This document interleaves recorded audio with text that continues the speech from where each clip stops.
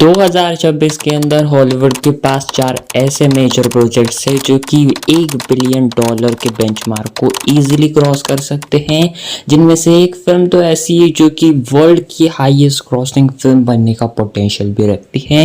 इस लिस्ट में सबसे पहले आती है क्रिस्टोफर नोलन की अब तक की मच एंटिसिपेटेड फिल्म जो कि होने वाली है दी ओडिसी, जिसको शूट करने के लिए 91 दिनों का टोटल समय लगा था। एंड ये वर्ल्ड की पहली फिल्म होने वाली है जो कि इंटायर आईमैक्स कैमरास के ऊपर शूट हुई है, जहां ओपनहाइमर इससे पहले सिर्फ 40% तक आईमैक्स कैमरास के साथ शूट हुई थी, लेकिन इस बार अपने क्रिस्टोफर नोलन सिनेमा की हर एक बाउंड्रीज को पुश करने वाले हैं या फिर इवन कर चुके हैं, क्योंकि उन्होंने पहली बार दी ओडिसी फिल्म को पूरे इंटायर आईमैक्स कैमरास के साथ शूट करा है। एंड दी आईमैक्स कैमरास के ऊपर शूट करने के बाद इसकी इतनी वैल्यू और भी ज़्यादा बढ़ जाती है, जहाँ क्रिस्टोफर नोलन ने इस बार अपनी दी ग्रीक माइथोलॉजी को चुना है इस बार पोर्ट्रे करने को। एंड यहाँ पर उन्होंने उसमें से भी सबसे बड़ी बात दी ओडिसी को ही चुना है। अब ये दी ओडिसी फिल्म अपने उस पुराने फिल्मों की तरह नहीं होने वाली जो कि एग्जैक्ट आपको वो जो है वही पुरानी वाली वाइब्स देगी सारी की सारी दी ओडिसी की, लेकिन अपने क्रिस्टोफर नोलन मॉडर्न टाइम के हिसाब से दी ओडिसी को अडाप्ट करने वाले हैं। एंड इसीलिए आपने इसकी झलक देख ली होगी जब इसका ट्रेलर रिलीज हुआ था, तब वहाँ पर हमें फादर की जगह डैड टॉम हॉलैंड कहते हुए दिखाई देते हैं, जो कि अभी के हिसाब से इन्होंने इस फिल्म को अडाप्ट करा है, जिसके चलते लोगों का क्रिटिसिज्म भी बहुत ज़्यादा है।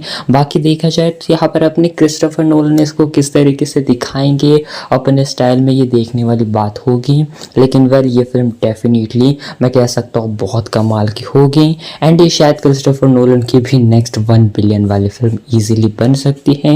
एंड मेरे ख्याल से ये film definitely one of the best film आपको दिखाई देगी। एंड एक प्योर सिनेमा एक्सपीरियंस होने वाला है, क्योंकि ये जो कहानी है वो बहुत कमाल की है, क्योंकि किस तरीके से अपने दी ओडिसी को अपने ट्रोजन वॉर के बाद घर जाने में 10 साल का पूरा समय लगता है। इसके बाद की भी कहानी बहुत ज़्यादा इंटरेस्टिंग है जो कि आपको दिखाई देगी। फिल्म के अंदर आपको बहुत बड़ी स्टार कास्ट दिखाई देगी। मैट डेमन दिखाई देंगे, एना हैथवे, टॉम हॉलैंड, ज़ेंडाया, अपने रॉबर्ट पैटिंसन भी होने वाले हैं जो कि अपने ऑरा पार्म करते हुए हमें दिखाई दे रहे हैं हर एक ट्रेलर के फ्रेम में। बाकी फिल्म 17 जुलाई को रिलीज होने वाली है एंड ईजिली ये फिल्म 1 बिलियन के बेंचमार्क को टच करने वाली है। लेकिन जो नेक्स्ट फिल्म है वो ऑलरेडी ये फिल्म 2 बार ये पहले कारनामे कर चुकी है 1 बिलियन को टच करना, यानी कि मैं बात कर रहा हूँ स्पाइडरमैन ब्रांड न्यू डे की। एंड टॉम हॉलैंड के दोनों हाथों में लड्डू है, जहाँ पर एक तरफ उन्होंने जैसा मैनिफेस्ट करा था कि उनको क्रिस्टोफर नोलन के साथ काम करना है, तो उनको वो चीज़ भी मिल चुकी है दी ओडिसी फिल्म के अंदर। एंड वही दूसरी तरफ उनकी स्पाइडरमैन की 4th फिल्म भी आ रही है जो कि होगी Spiderman brand new day. And इसके अंदर अपना स्पाइडर बॉय अब एक्चुअली में स्पाइडरमैन बन चुका है, क्योंकि अब टॉम हॉलैंड की लाइफ के अंदर अपने पीटर पार्कर की लाइफ के अंदर बहुत सारी प्रॉब्लम्स आ चुकी हैं। अब डॉक्टर स्ट्रेंज ने उसकी आइडेंटिटी तो सबसे भुला दी है, लेकिन अब उसकी लाइफ में क्या परेशानी होगी एंड किस तरीके से वो अपनी डेली लाइफ को बैलेंस करेगा एंड अपनी लव लाइफ को अपनी आंखों के सामने किसी और का होता हुआ देख लेगा एंड किस तरीके से फिर जाकर वो इन सारी चीज़ों के बावजूद भी अपने न्यूयॉर्क को बचाएगा। तो वेल यहाँ पर कहानी बहुत इंटरेस्टिंग होने वाली है, नए कैरेक्टर्स भी होंगे एंड पनिशर एंड हल्क भी हमें इस फिल्म के अंदर दिखाई देने वाले हैं, तो कहानी में बहुत ज़्यादा मज़ा आने वाला है। एंड अगर इसके पोस्ट क्रेडिट सीन के अंदर कोई एवेंजर्स डूम्सडे का टीजर या फिर एक छोटा सा पोस्ट क्रेडिट सीन डाल देते हैं जो कि किसी कैरेक्टर को अगर यहाँ पर दिखा देते हैं, डॉक्टर डूम या फिर स्टीव रॉजर्स वगैरह, तो देन भूल जाओ आप 1 बिलियन को, ये फिल्म उससे कई और आगे जाएगी। लेकिन ये फिल्म ऑलरेडी अपने फ्रेंचाइज में ऑलरेडी 1 बिलियन के बेंचमार्क को बहुत पहले ही क्रॉस कर चुकी है, तो इजीली ये फिल्म भी 1 बिलियन को इजीली टच करेगी। लेकिन यहाँ पर इनके पास थोड़ी दिक्कत ये है कि ये फिल्म होने वाली है 31 जुलाई 2026 को रिलीज, जिसके 2 हफ्ते पहले ही अपनी क्रिस्टोफर नोलन की दी ओडिसी फिल्म रिलीज होगी।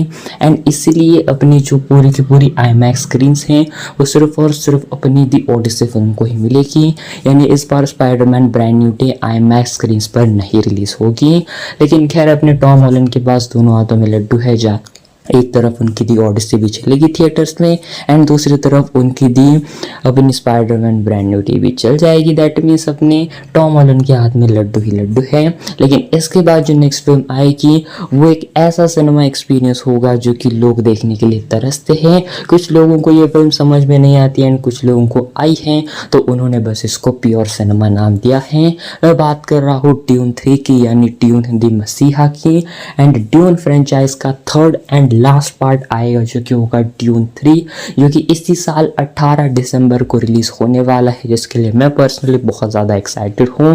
एंड यहाँ पर अगर देखा जाए तो इस साल हॉलीवुड की बहुत बड़ी बड़ी फिल्में हैं, लेकिन मैं कह सकता हूँ कि अपने टिमोथी चैलामेट की ये फिल्म मेरे ख्याल से बहुत एंटिसिपेटेड है। ऑलरेडी जो 2 फिल्में अभी रिसेंट में हो चुकी हैं, ड्यून 1 एंड 2, मेरे ख्याल से वो दोनों ही एक मास्टरपीस एंड एक प्योर सिनेमा एक्सपीरियंस था। लेकिन आई थिंक अब थर्ड पार्ट और भी ज़्यादा एम्बिशियस होने वाला है, जहाँ पर हमें थर्ड पार्ट के अंदर फिर एक बार अपने रॉबर्ट पैटिंसन का ही हमें कैरेक्टर दिखाई देगा पहली बार इस फ्रेंचाइज में। एंड किस तरीके का उनका इस फिल्म के अंदर रोल होगा एंड एक मैं कह सकता हूँ काफ़ी कमाल का उनका एक लुक भी हमें दिखाई दिया था टीजर ट्रेलर में। तो मैं इसके लिए बहुत ही ज़्यादा एक्साइटेड हूँ। एंड कहानी जो है कुछ सालों का जंप लेने वाली है अपने स्टोरी में, तो ये चीज़ें भी देखने में बहुत ज़्यादा मज़ा आएगा। एंड ये फिल्म मैं कह सकता हूँ एक प्योर सिनेमा एक्सपीरियंस होने वाला है इस साल का। लेकिन ये फिल्म भी मेरे ख्याल से ईजिली 1 बिलियन के बेंचमार्क को टच कर सकती है। एंड आई थिंक ये एक फिल्म बहुत कमाल का एक्सपीरियंस देगी। लेकिन अब फाइनली जो फिल्म आने वाली है, 4th फिल्म एंड इस साल की मैं कह सकता हूँ या फिर अभी करंटली बहुत ज़्यादा एंटिसिपेटेड फिल्म, जो कि है इस साल की सबसे बड़ी फिल्म एवेंजर्स डूम्सडे। 18 दिसंबर को ही आने वाली है ये फिल्म भी। एंड एवेंजर्स डूम्सडे एंड अपनी ड्यून 3 एक साथ क्लैश करेगी। लेकिन इसके बावजूद भी ये दोनों फिल्म ईजिली 1 बिलियन को क्रॉस कर सकती हैं।